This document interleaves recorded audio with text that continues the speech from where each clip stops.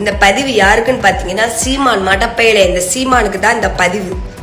நாம் தமிழன் கட்சி சீமான் நெஞ்ச மிழுத்துக்கிட்டு நெஞ்ச நிமித்துக்கிட்டு கத்தி கத்தி ஒரு கழுத மைக்க பிடிச்சி கத்திக்கிட்டு இருக்க அந்த கழுதைக்கு தான். எப்படி இலவசம் டிவி மிக்சி சேலை வேட்டி கல்யாணம் முடிஞ்ச நாளைக்கு பிள்ளைய கொடுப்போம், அதுவும் இலவசமான. இங்க யார பேசுற நீ?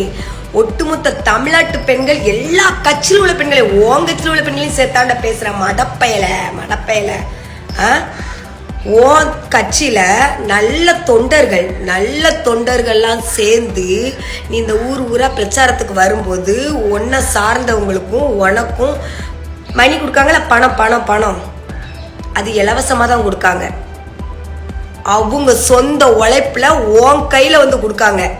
உன்னுடைய நல்ல விதமான தொண்டர்கள் உன்னை தேடி வந்து நீ அவ்வளவு உயரத்துல இருந்தாலும் உனக்கு கொடுக்காங்கல்ல, அது இலவசம் தான்.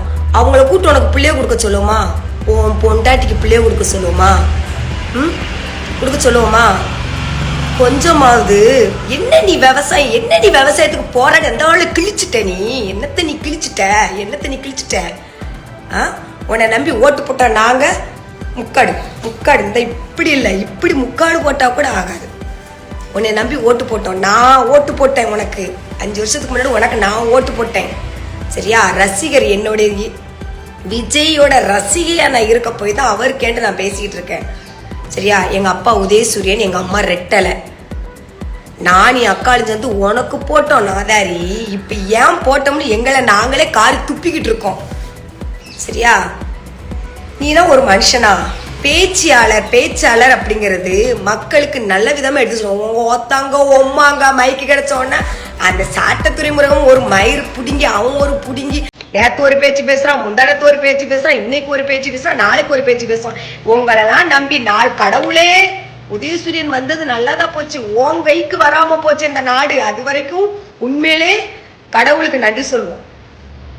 இப்பதான் உன் சுயரூபம் தெரியுது. பிரபாகரன் அண்ணனுடைய தம்பின்ன அவர் இடத்துல இருந்து நீ மக்களுக்காண்டி தமிழருக்காண்டி நீ போராடி ஒரு அளவுக்கு நீ மக்களை உயர்த்து கொண்டு வருவ, தமிழ்நாட்டை உயர்த்து கொண்டு வருவன்னு சொல்ற நம்பிக்கையில தான் உனக்கு போட்டோம் ஓட்டு. நான் போட்டேன்டா, என் அக்கா போட்டாடா. சி நீ எல்லாம் வெளியில பேசிடாத. பேசுறதுக்கு உனக்கு தகுதியும் கிடையாது, பதவி உன் கையில வரவும் செய்யாது, வரவே வராது. கடவுள்னு ஒருத்தன் இருந்தானா நீ இப்படியே நாய் கணக்க தெருவா கத்திக்கிட்டே கடை.